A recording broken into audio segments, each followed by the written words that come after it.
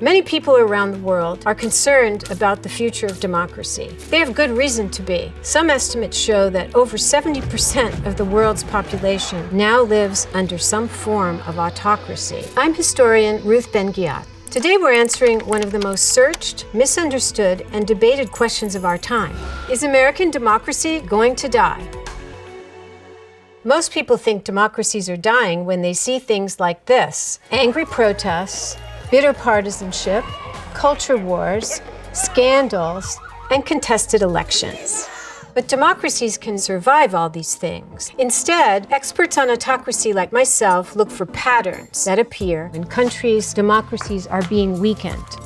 The first is electoral manipulation, changing the rules of the game to benefit those in power. There's a whole bag of tricks autocrats use. First, you make it difficult or dangerous for people to vote. They can use paramilitaries or gangs as observers to make people feel watched when they're voting. In Italy, would-be autocrat Mussolini used his black shirt fascists to harass people when they were casting their ballots. In the 21st century, they still use armed enforcers and paramilitaries, as Maduro did in Venezuela, to make voting difficult for those in the opposition. What if you're an autocrat and you fear someone from the opposition can beat you in a fair and free election? Well, if you're Erdogan in Turkey or Putin in Russia, you remove those people from the ballot. Erdogan jailed the mayor of Istanbul, Ekrem İmamoğlu, so that he could not run for office. Putin made sure that Alexei Navalny was disqualified from the ballot. The United States has a long history of suppressing fair and free elections through racialized voter suppression, gerrymandering, redistricting. This was used in the Jim Crow South and after. Today, the Supreme Court attempts to take the power out of the Voting Rights Act to make it more difficult for non-whites to vote. When we think of dictators, what comes to mind is often old one-party states like fascism or Stalin's communism. So it's surprising that today, wannabe autocrats and dictators are often elected. That's been the case with Erdogan of Turkey, Putin of Russia, Orban of Hungary, Duterte and Marcos in the Philippines, and Donald Trump. The endgame of electoral manipulation is to remove confidence in the public that elections are free and fair. If you think the elections are a sham, you're much less likely to exercise your precious right to vote. In doing so, you're doing the autocrat's job for him. Another warning sign that a country is heading into autocracy is weaponized government. All government institutions and agencies have to be transformed so that impartial civil servants are out and loyalists who will do your bidding are in. That's the essence of weaponizing government. Since authoritarians are lawless people who live in fear of being held accountable, they especially go after the judiciary. In Nazi Germany, Hitler brought the German courts into alignment with Nazi policies, including using the courts to have new race-based laws and racial punishments. In Italy, Mussolini had a new penal code which brought fascist values into the legal system. In Turkey, after the 2016 coup against Erdogan, a vast purge of the judiciary was launched, even though the judiciary had nothing to do with the coup. And hundreds of lawyers and prosecutors and judges have been put behind bars.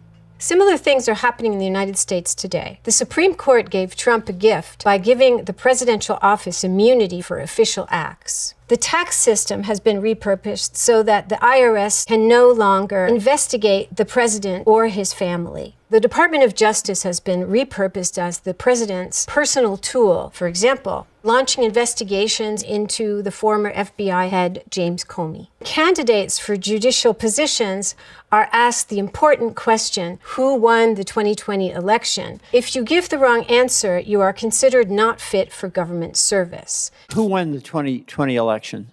Joe Biden was certified president. That is not what I asked you. Courts don't disappear under authoritarian rule, but they can stop acting as an independent check on power. Today in the United States, legal actions are one of the centers of resistance against encroaching authoritarianism. In hundreds of cases, judges have ruled against President Trump's policies and actions, thus acting to slow down or reverse the march to autocracy. Another hallmark of weakening democracy, press intimidation.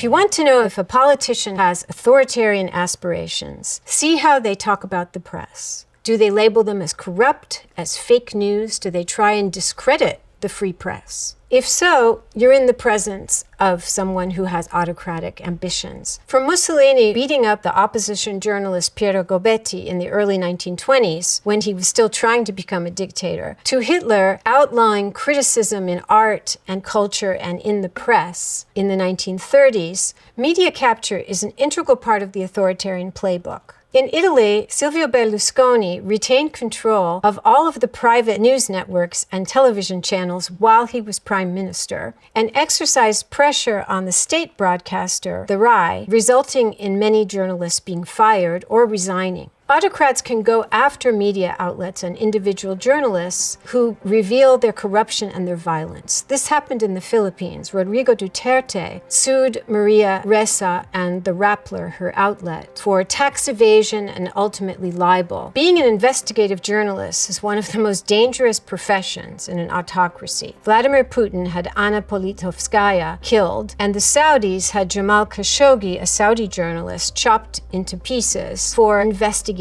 their crimes. In the United States, media capture has proceeded, with billionaire allies of Trump buying up historic outlets such as CBS, and criticizing the administration's policies has become more risky. Even the Washington Post, which is owned by billionaire Trump ally Jeff Bezos, had one of its journalists, Hannah Nathanson, investigated and her house was searched. The Trump administration has also sued many news outlets, including the New York Times and 60 Minutes, in order to create a chilling effect. The version of reality he wants promoted must be the only reality that Americans hear.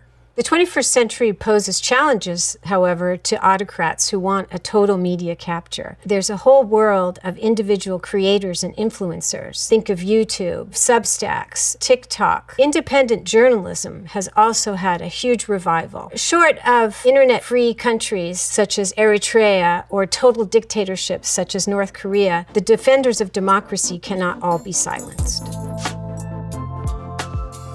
Another sign of a weakening democracy is the normalization of extremism. It's when ideas that used to seem outlandish or fringe, marginal or crazy, become accepted and even integrated into state policy. Joseph Goebbels, Hitler's propaganda minister, said, "We have to bring the Jewish question into the public's attention so that Jews would be recognized as enemies of the state." Every autocracy targets certain groups who are said to be not only a threat to public safety, but to the entire country and to civilization itself. Traditionally, communists have been seen by right-wing dictators as a source of social anarchy, and thus policies have been supported by the population to detain them and kill them, and that happened in the military dictatorships of the Cold War, such as Pinochet's Chile. A through line of autocracy is homophobia, and LGBTQ groups have been targeted by autocrats throughout history, from the Nazis who sent LGBTQ people to concentration camps, to Hungary of Orban, the Italy of Giorgia Meloni, who say they're a danger to the, quote, natural family, which is one man, one woman, both straight. Nomadic peoples, Muslims are targeted around the world today. Think of in India, Modi, convincing the population that these groups pose a threat to the country's national identity, which must be Hindu. In the United States and Europe, it's been non-whites and immigrants often targeted. Immigrants are said to be eating cats and dogs. They're likened to vermin. They're dehumanized, all to create an environment that will lead people to think that perhaps violence or detention or deportation is the answer. ICE agents in the United States are allowed to be lawless to put down and detain and police these groups who are seen as enemies of the state.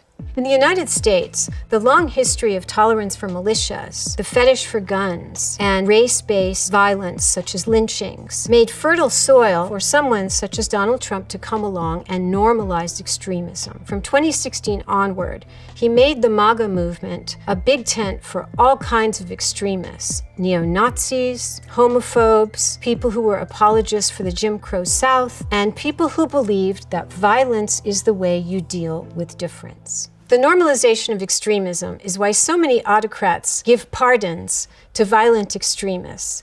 After all, why should people with perfectly useful criminal skills be sitting in jail when they could serve your cause? Mussolini pardoned all the violent black shirts who got him to power when he became a dictator. Augusto Pinochet in Chile pardoned all the human rights abusers, and Donald Trump pardoned the January 6 rioters who assaulted the Capitol and threatened Republican as well as Democratic lawmakers.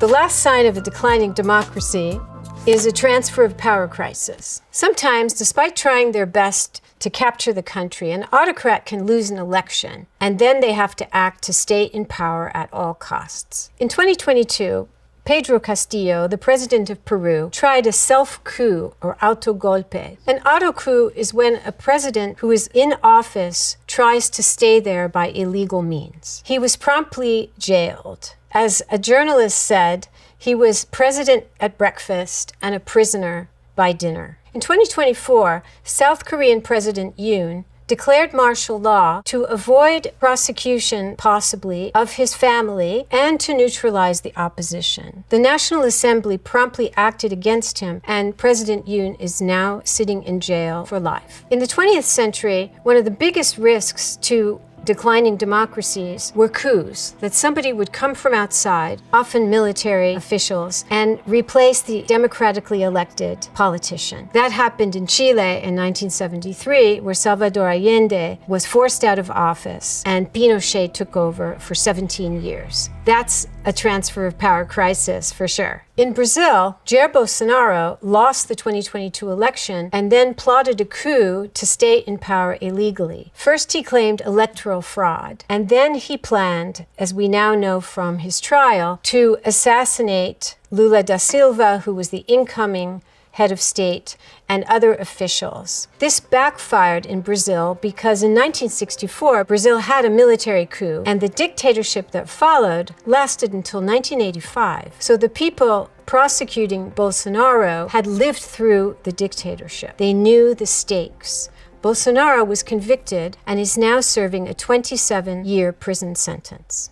The United States has had a quite different outcome for a self-coup. Donald Trump lost the 2020 election and did not want to leave office. He claimed the election was rigged. He tried to overturn the results. When all else failed, he incited a violent mob to assault the Capitol and force Mike Pence, the vice president, not to certify the results. This failed, and Trump had to leave office, but he has turned January 6th into an element of patriotism today. And it is very rare that someone who tried a self-coup was not held accountable and allowed to run for office again. The authoritarian we now have in the White House is a direct result of not holding him accountable. As we've seen, the United States has many signs of being a democracy in decline. The institutions have been severely damaged. We have a head of state who has been given immunity for official acts. However, we are not a full autocracy. There are many counters for each category, from judicial resistance to civil society action to independent media being stronger than ever. Trump's policies have created disaffection, which happens with many autocrats. The institution of militarized occupation in places like Minneapolis has also been a training ground for civil resistance and community activism. More people are more conscious of the stakes of autocracy than ever before. That is why I believe the U.S. will come back from this experience of brush with autocracy, come back a stronger democracy with reforms of our institutions, and resume our path toward being the world's preeminent example of a multiracial and multi-faith democracy.